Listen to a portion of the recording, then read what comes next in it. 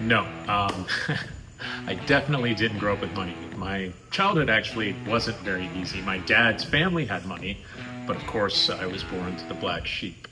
He was an abusive guy. He kept me from my mom from the time that I was two.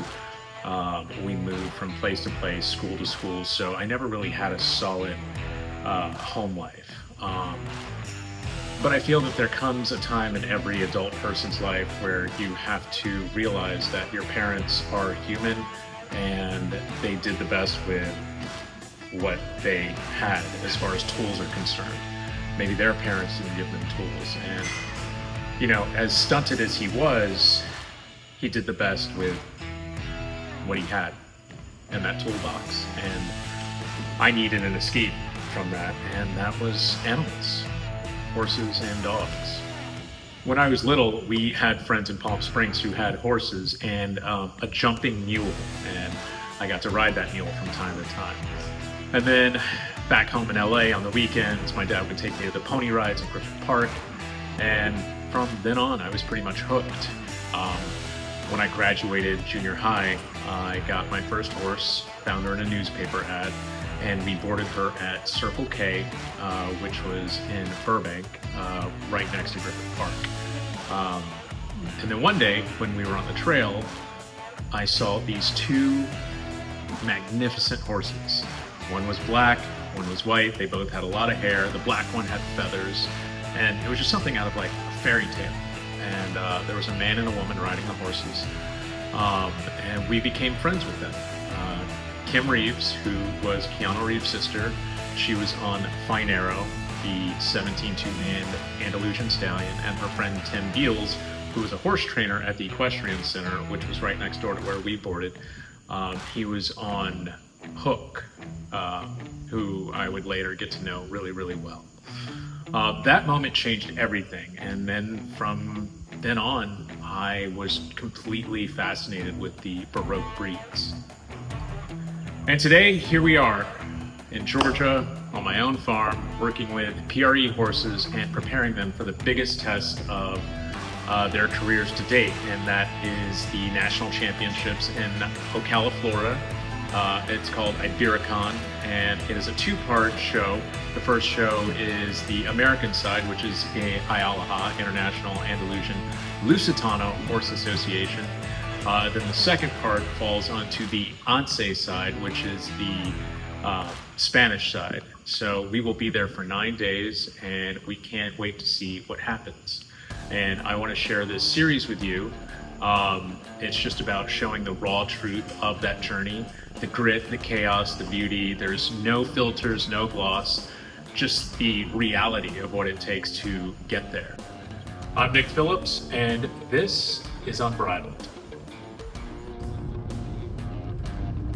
So it's pretty much 1 o'clock, and I have to be back by 2:30 to meet Natalie, our vet.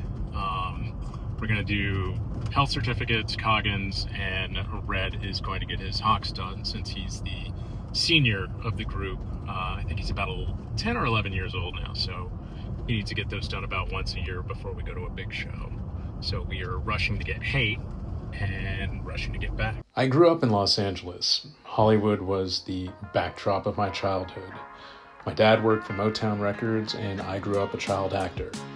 The billboards, the studios, the traffic, the Hollywood sign, that was home to me. That was the world that shaped me. The noise, the lights, the freeways, that was just normal life.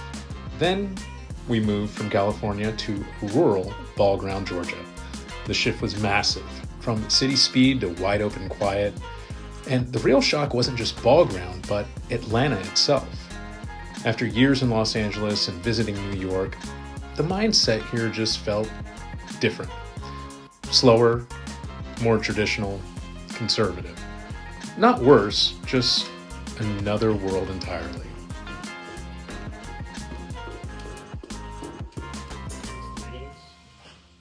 Yeah. So, let's say Tuesday. So, light pack Friday, full work Sunday. Yeah. So I got to go on like a trail ride or something on Friday, and then something light in the rain Saturday. What's up, Big Red? What's up, buddy? So this is MN Mediterraneo. He was bred by Miguel Nunez in Southern California. Funny story, I knew him when he was a baby, and a friend of mine and I tried to buy him as a weanling, and Miguel wanted an obscene amount of money for him. Cut to years later, probably about 7 years later, after seeing him in a lot of the shows, he ended up in training with me. That lasted a hot minute because I couldn't keep him sound in the rear. So after doing x-rays with my own money, I found out that he had a chip in his right hind that needed to be removed. So I called the owner and I said, hey, he's got a situation, you need to have it taken care of. He can come back after he's recovered. 6 months later, that didn't happen. Instead, I got a call asking me if I wanted him. I had just bought Zappo 4 days earlier off of Instagram as a weanling. So I was really conflicted. I couldn't say no because I felt like it was kind of meant to be. He showed up the day that we were leaving to move to Georgia to make the trip across country, and what I saw was very disappointing. He had 2 sets of bilateral quarter cracks on each foot, so they were split all the way down to the bottom and all the way up at the top, and it was really bad. They were pretty bloody. So this horse couldn't do anything for at least a year. So I had to find a good shoer, which is very hard to find here in Georgia. And he helped him out, and he eventually got sound, and we were off to work after we got the surgery and had that chip removed. I feel like Red, as much as I love him, he's our special needs kid. And that's no fault of his own. It's just how he was raised. He was raised in a stall. He didn't have proper turnout. And I mean, you could see how massive he is. Like, a horse like this needs to be out and moving all the time. So he had terrible feet. He came with scratches from being inside the stall all the time. And he wasn't really, in my opinion, handled the way a horse of this caliber should be. So he's always going to be behind the 8 ball. But he's a very nice horse, and he did well last year in Ocala, but we were eliminated because I carried a whip into the class. Otherwise, he would have won the entire show, which would have been great. But now it's redemption time, and we're gonna go back and try to kick some ass again. Right, Franklin?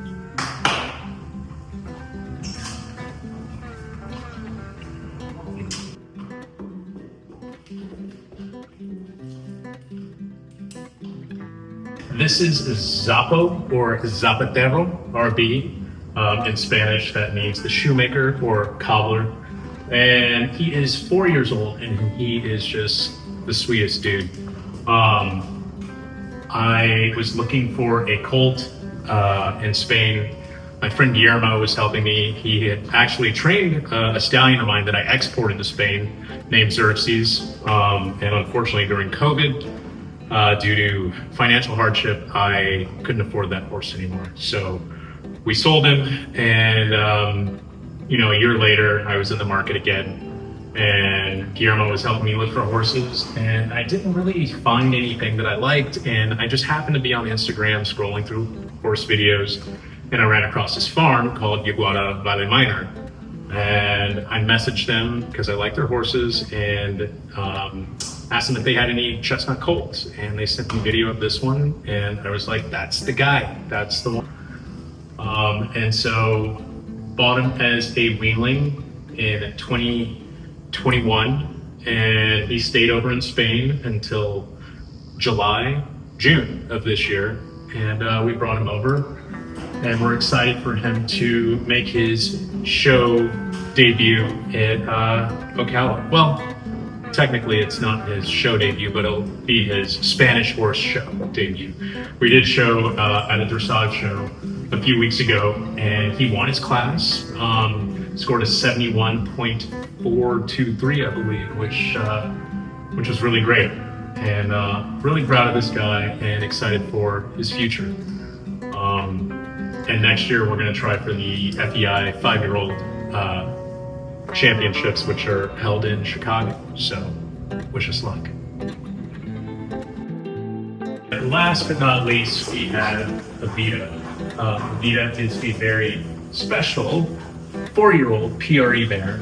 She's out of my bear Maleficent, who I sold to a friend back in LA, who is now doing elite 3rd level with her 3rd level dressage. And her sire was the 2017 champion of Spain, Unbridled Mango. Is a beautiful bay stallion. He lives in California now as well. And she will be the only mare at Ibericon performing the functionality test, which is how the Spanish assess the rideability and trainability of these horses. It is a breed where the stallions usually dominate, but we are here to show them that the girls are just as good, if not better, than the boys. Behind every polished ride are hours in the barn. The late nights, the setbacks, the small wins no one sees. There's where the truth lies, in the grit, the chaos, and the beauty of it all. As my old mentor said, shows are won at home. And he was right. The real work doesn't happen in the arena, under the lights. It happens here, on the farm, day after day after day, when nobody's watching, and you just have unbridled passion.